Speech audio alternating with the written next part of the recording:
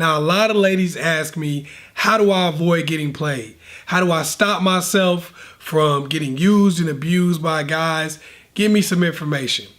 Well, I'm going to help you to keep yourself from getting played ever again. And one of the biggest things you have to do is study the product and study the market. Now, what does that mean? I'll give you an example.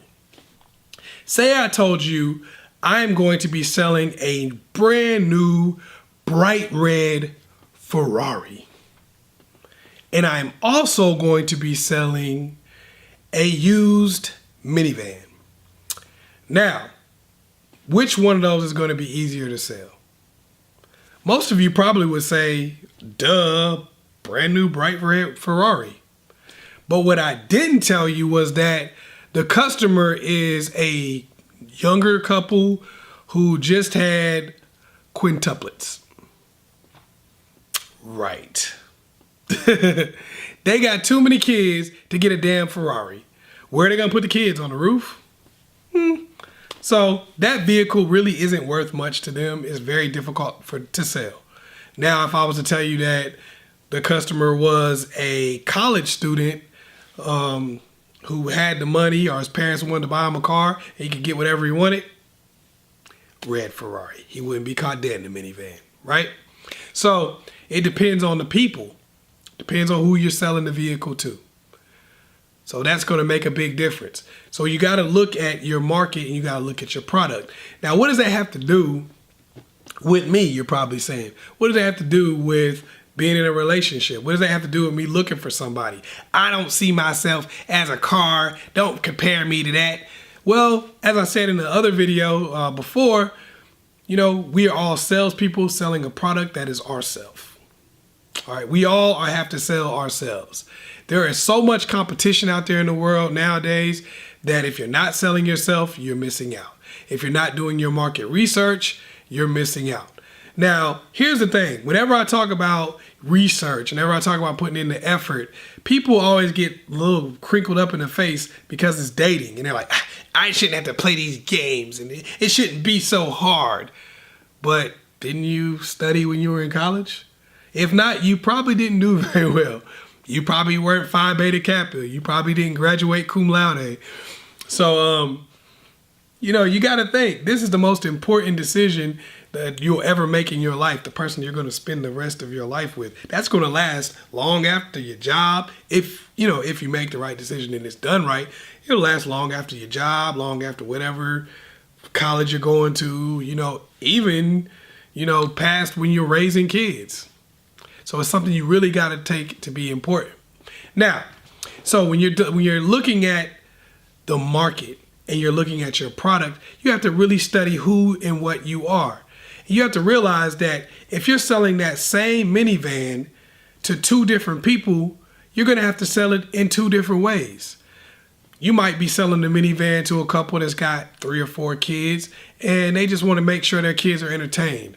So if you got a little entertainment system in the back, stuff like that, plugs and everything where they can put all that little stuff in, they're going to be just stoked about that.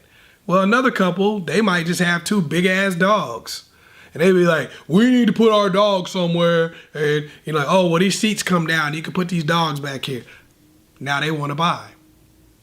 Now, what does that matter to you? Well, going back to the Ferrari and the minivan. A lot of people believe that they have absolutely no value. They feel like they have no value. Well, I have nothing to offer. I'm just ugly. I'm stupid. I'm boring. I'm this, I'm that, I'm whatever. They feel like they have absolutely nothing to offer because they've talked to certain people and those people didn't feel like they had anything to offer. Or they felt like, or those people may not have really been just over the moon about them or really super interested. So they assume that this is how everybody thinks. Well, there are different customers. There are different people with different needs. Just because one person thought you were boring and didn't want to deal with you for that reason doesn't mean that every single person that you talk to is going to feel the exact same way. Some people actually like to stay at home.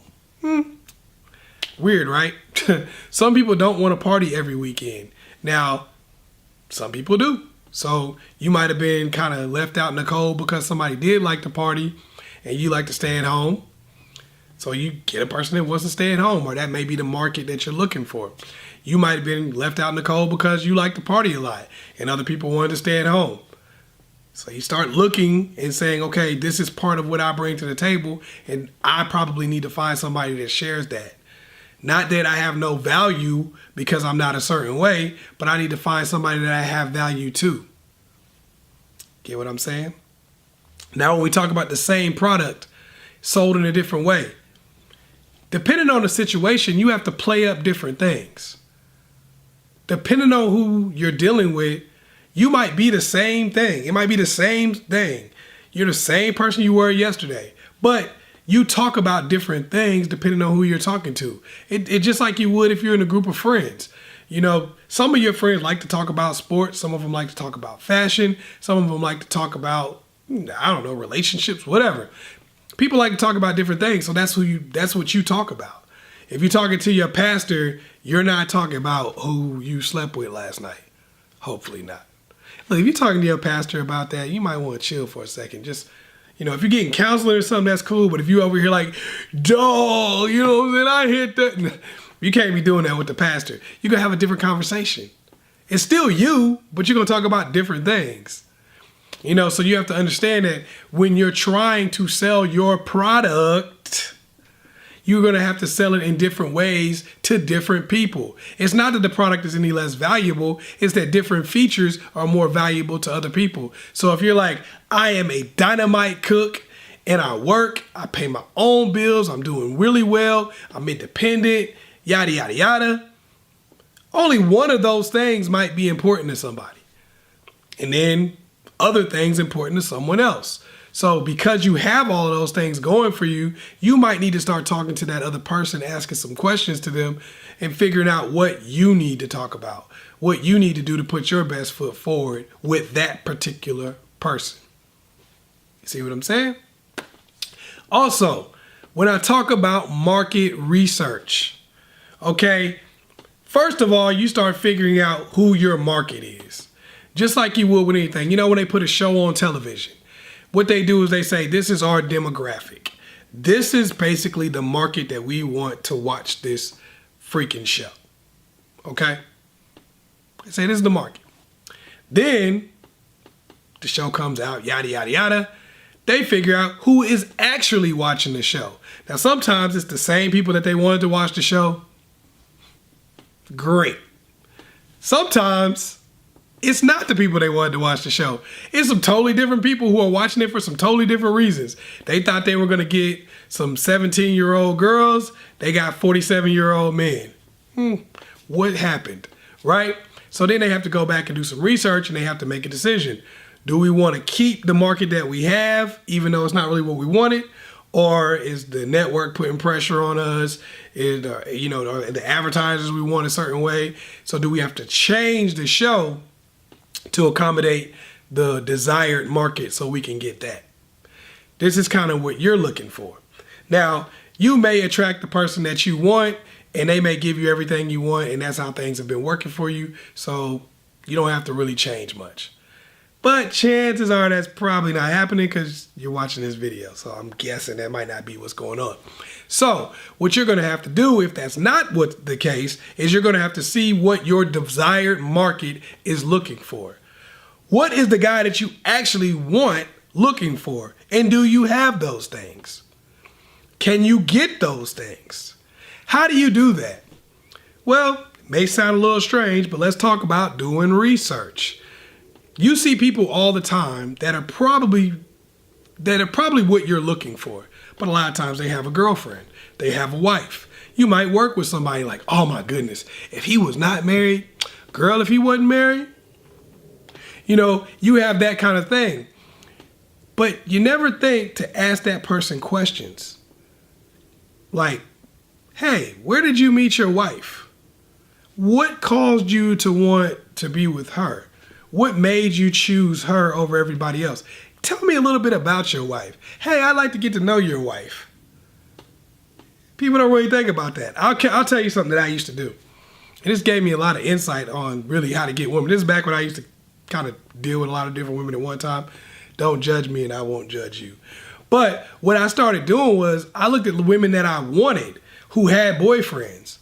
And I was like, man, this girl got a boyfriend, but that doesn't mean she has no value to me. Here's what I'm going to do. I'm going to actually talk to this girl and find out some stuff about her boyfriend. Find out where they met. Because now I can kind of figure out where I can meet girls like you. Find out, you know, some of the stuff that they do together. Some of the stuff he does. What did he do? Who is this dude? You know, even maybe get to know the person. You know, I might hang out with them with somebody else. Kind of get to know the dude a little bit. I know it may sound a little weird, but the reality is you're meeting people every day. You're chilling with people at work all the time. A lot of times you're asking your male friends questions about, yo, what do you like in a girl? All that kind of stuff. But these people aren't even your type half the time. You're never sitting here thinking about, wait a minute. Instead of saying, what do you like in a girl? Why not look at the girl you're actually dating? Because people lie. But their actions don't lie. They're with the girl. So why don't I look at the person that you're actually dating? Why don't I take a little bit of time out to get out in the world, look at the person that I would like to be with, you know, even if you see them in the mall, and just kind of take a look at the person that they're with. Kind of take a look at their interaction. It don't take much, you know, like just watching people. Being out there and being observant. This will help you in a lot of things in life. But just sitting there watching people and getting to know them and getting to figure out what's happening in their life. This tells you what your market is looking for. When you see who they're dating, it's like, you know, these detergent companies and different type of people, they'll call people up and do surveys. They're like, hey, what detergent are you using right now? Somebody be like, I'm using Gain. And they're like, why are you using Gain? Can you tell us a little bit of why you're using it? Why you chose Gain? I chose it because I like the fresh scent. There you go. Now you got some different things to help you develop your product so maybe you can steal some of Gain's customers. Right? Now, because you talk to people, because you're watching, now you can kind of adjust what you're doing so that you can attract the market that you actually want. Because let's keep it real. There are people who like you and you know it. But half time you don't like them. That's not your desired market.